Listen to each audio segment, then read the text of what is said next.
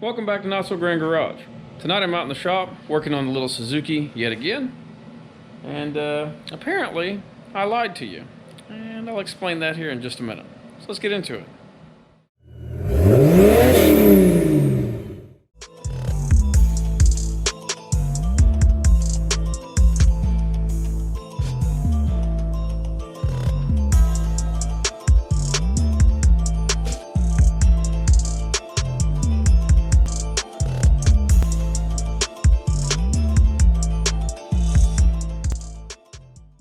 Well, what I mean by that is, in the last video that I put out when I was rebuilding going through the wheel bearings and such on the front end, I had said that the passenger side was going to be just like the front and I wasn't going to bore you with it.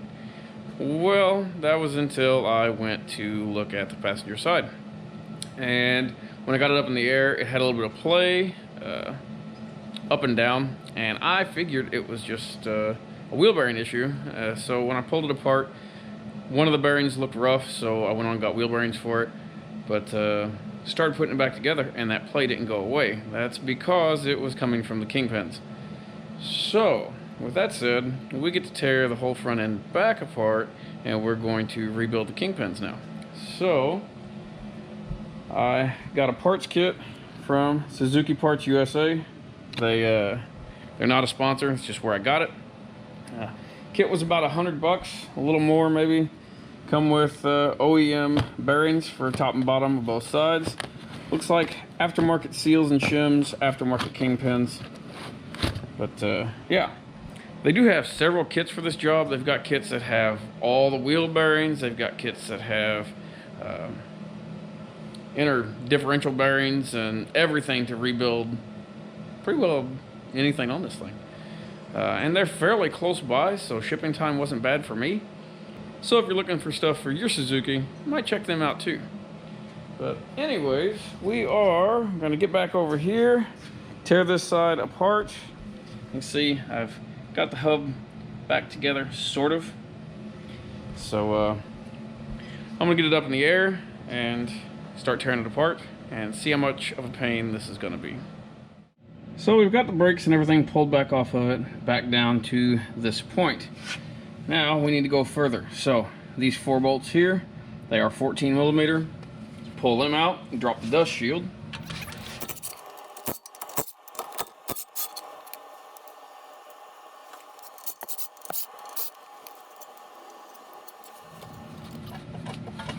Oh yeah, she's stuck on there real good.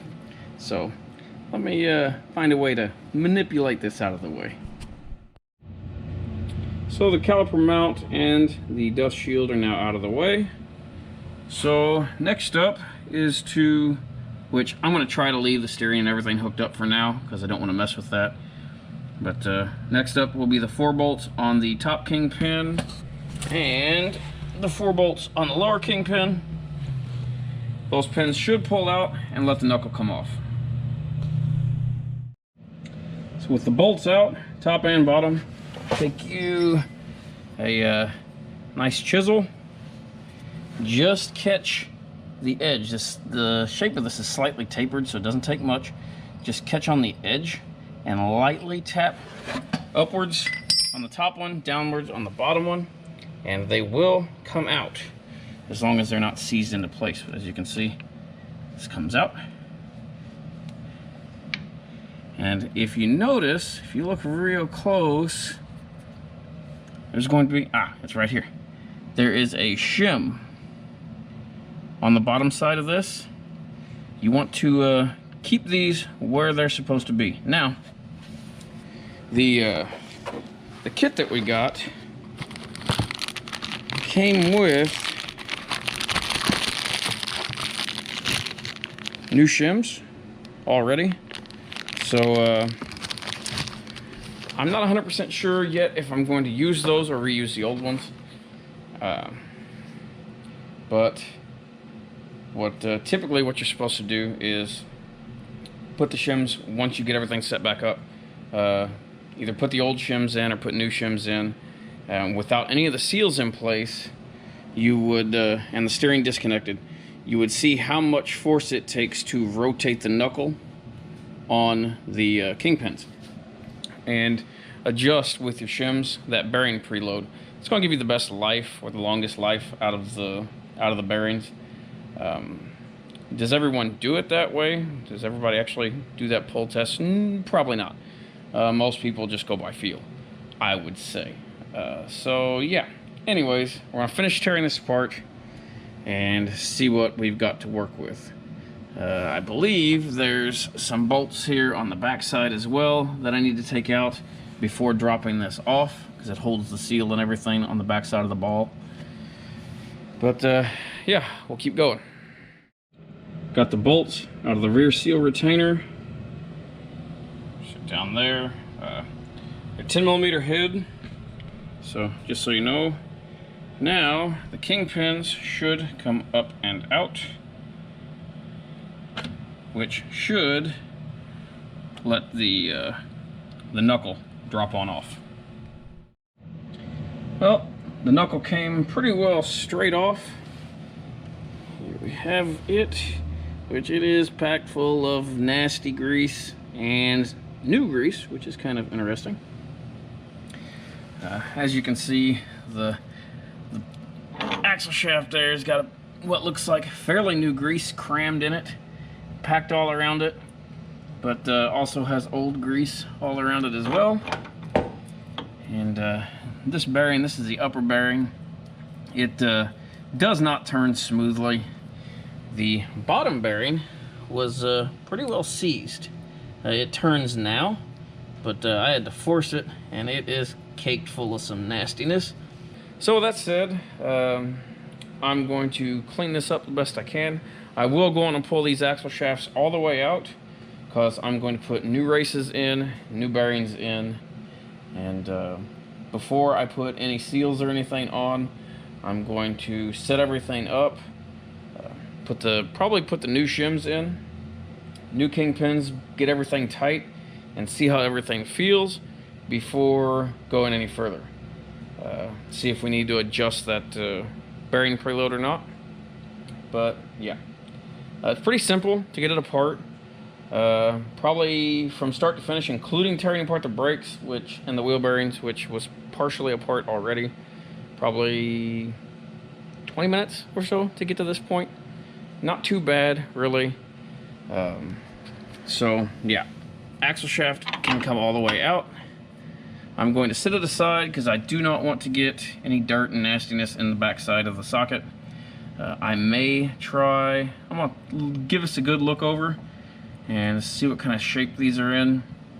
And I may try and pack some fresh grease down in there just to get some of the old stuff out.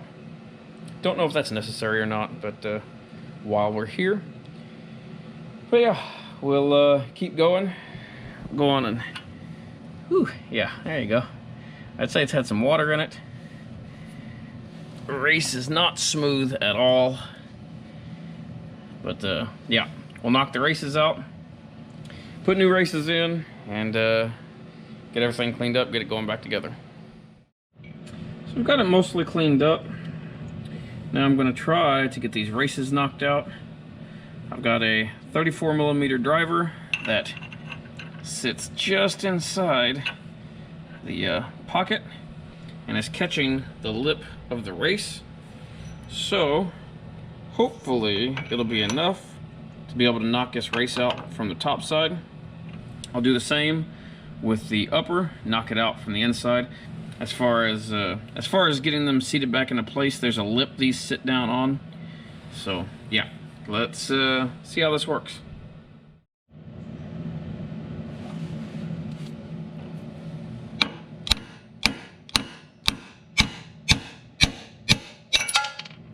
Gutsy.